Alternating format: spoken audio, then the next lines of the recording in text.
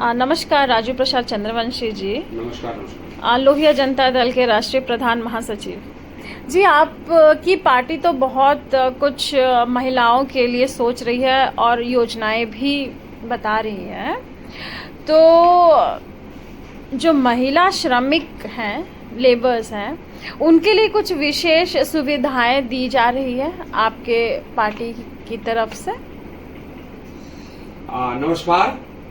आज दीपावली के शुभ अवसर पर देशवासियों को, प्रदेशवासियों को मेरा हार्दिक शुभकामनाएं और मेरी ईश्वर से कामना है कि देश में, प्रदेश में हर वर्ग के लोगों का जीवन खुशहाल सुखमय हो और उसके चेहरे पे मुस्कान आए। जो डॉक्टर राम मनोहर लोहिया का सपना था कि जनता के चेहरे पे मुस्कान आए, मैं उनको शुभकामनाएं देता हूँ। पहली बात, जो प्रदेश की महिला श्रमिकों की आप बात कर रहे हैं, मैं इस पीड़ा से, मैंने मैनिफेस्टो में जो शामिल किया, इस पीड़ा से मैं पूरी तरह वाकिफ हूँ।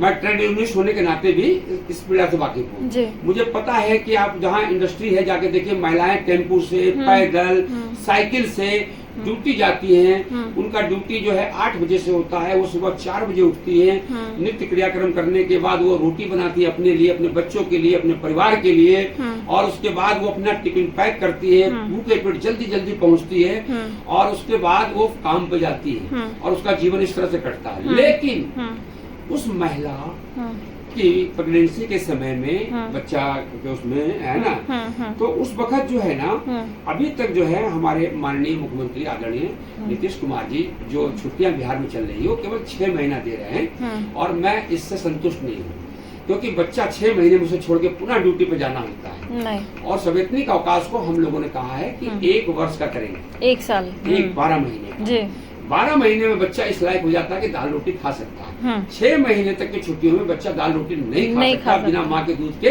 नहीं रह सकता। तो इसलिए मैंने उसके जो मार्मिक चीजें हैं उसको ध्यान में रखते हुए हमने इस पे कहा कि प्रदेश के महिला श्रमिकों को प्रसव के दौरान 1 वर्ष तक सवैतनिक अवकाश का प्रावधान तथा औद्योगिक क्षेत्रों में मजदूरों एवं महिला श्रमिकों के लिए घर एवं अस्पताल का निर्माण कर अधिकतम सुविधा मुहैया कराई जाने की हमने घोषणा की है। साथ ही जहां केवल जो मकान औद्योगिक क्षेत्र में बनाएंगे, वो मकान केवल 300 रुपए महीना किराए पर सरकार द्वारा बनाया जाएगा। 300 रुपए महीना किराए पर उन महिलाओं को दिया जाएगा, उन मजदूरों को दिया जाएगा रेंट पर। 300 रुपया सरकार उसका किराया लेगी। और उसमें बिजली पानी सारी व्यवस्था होगी। और इसलिए क्योंकि कारखाने के थोड़ी दूर पर ही अगर उनका घर होगा तो लंच में भी वो अपने घर आ सकती हैं। ठीक है ना। और उनके पास आधा घंटा का जो लंच होता है कॉमन, उसको अपना लंच भी अच्छे से कर सकती है, परिवार को देख भी सकती है। इसको ध्यान में रखते हुए हम लोगों ने महिला को लेकर हमारे नेता डॉक्टर राम मनोहर लोहिया, जॉर्ज फर्नांडिस, राजनारायण जी, ये सारे बहुत ज्यादा जो है, महात्मा गांधी, ये बहुत ज्यादा जो है उनके पक्ष में थे। और उसको ध्यान में रखते महिलाओं के लिए हम लोगों ने विशेष तौर पे उनकी इस दुखती रग को हमने छुआ है, और उसमें मरहम लगाने के लिए हमने इस योजना का अपने मैनिफेस्टो में शामिल किया है। उम्मीद करते हैं कि हमारी पार्टी लोहिया जनता दल और हमारा चुनाव निशान बाल्टी जहां भी हमारी महिला बहनों को मिलेगी, उनसे हाथ जोड़कर निवेदन है कि लोहिया जनता दल को बाल्टी चुनाव निशान पर वोट दीजिए। और हम सरकार में परोक्ष या अप्रोच जिस रूप से भी आएंगे, उसमें भी हम अपने सिद्धांत पर सच्चर पालन करते हुए हम जो बातें लिख रहे हैं, जो आपसे कह रहे हैं, उसमें कोई बदलाव नहीं होगा। हम अपने सिद्धांतों समझौता कभी नहीं करेंगे। डॉक्टर राम मनोहर लोहिया अमर रहे, जॉर्ज फर्नांडिस अमर रहे। जय हिंद, जय भारत, जय समाजवादी विश्वास। अच्छा, आपने जैसे बोला कि जहाँ इंडस्ट्रीज होगी, ठीक है, ये बात तो समझ में आई, जहाँ पे इंडस्ट्रीज होगी वहाँ पे उन महिलाओं को ये सुविधा दी जाए, या आसपास दी जाए। 2 किलोमीटर रेंज लिखा है। ठीक है, हाँ, वो तो समझ में आ गया मुझको। लेकिन कहीं कहीं जहाँ कंस्ट्रक्शन हो रहा है, कोई बिल्डिंग कंस्ट्रक्शन हो रहा है जो होने के बाद समाप्त हो जाता है, वहाँ पे वो लोग ना छोटे बहुत टेंट लगा के, छोटे बच्चे रोड पे ही घूमते रहते हैं, उनके लिए कुछ सुविधा है? उनकी बहुत दयनीय स्थिति रहती है। सबसे पहली बात आप समझिए, आप जिस बारे इशारा कर रही हैं, मैं आपको स्पष्ट कर दूं जी। ये जो कंस्ट्रक्शन है ना, ये टेम्परेरी नेचर वर्क है। हाँ, बिल्कुल। एक सीमित लिमिट टाइम में इसको पूरा करके फिर कंस्ट्रक्शन खत्म होगा, दूसरी जगह फिर शुरू होगा जी। तो टेम्परेरी नेचर वर्क में जो हमारे साथ महिला बहनें या पुरुष हमारे मजदूर भाई काम कर रहे हैं, हाँ। हम उनको मिनिमम वेज जब हम शामिल कर रहे हैं, मिनिमम वेज का उसको इम्प्लीमेंट कराना होगा।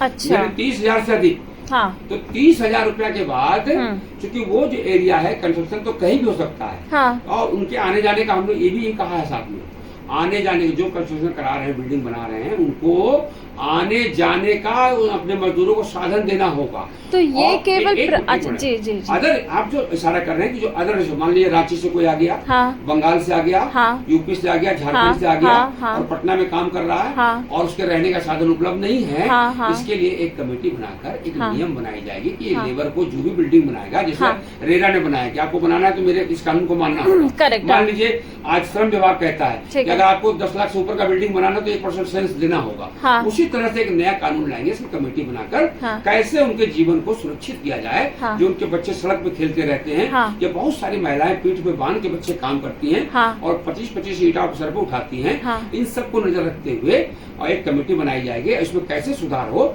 इसका भी ओपिनियन लिया जाएगा, उसके बाद इसको इम्प्लीमेंट किया जाएगा। तो ये केवल गवर्नमेंट प्रोजेक्ट्स के लिए ही एप्लीकेबल रहेगा ये, या फिर कोई प्राइवेट अगर कोई बनवा रहा है? किसी 10 लाख से अधिक का भवन जहाँ भी बन रहा है, ठीक है, अगर हम 5,000 रुपया का मोरंग यानी बालू हम 40,000 में खरीद सकते हैं, हाँ, ठीक है ना, हाँ, और 4,000 रुपए का गिट्टी हाँ, हम 50-40,000 में खरीद सकते हैं, हाँ, तो फिर हम लेबर के लिए रहने की सुविधा क्यों नहीं देंगे, चाहे वो प्राइवेट हो या सरकारी हो। हाँ, हम इसके लिए कमेटी गठन करेंगे। कहीं कहीं पे ऐसा होता है, कुछ छोटे जो बिल्डिंग बनते हैं, क्योंकि रोजगार की भी आवश्यकता है, और इसलिए रोजगार को ध्यान में रखते जहाँ छोटे बनते हैं बिल्डिंग 1 करोड़ 1.5 करोड़ के अंदर है, तो उसकी जो स्थितियां होगी, वो कितने दिन का प्रोजेक्ट है, उसके लिए क्या करना होगा, ये सब कमेटी तय करेगी। और उसके बाद हम जब सरकार में होंगे तो उसको इम्प्लीमेंट करेंगे ताकि उसका कल्याण हो सके।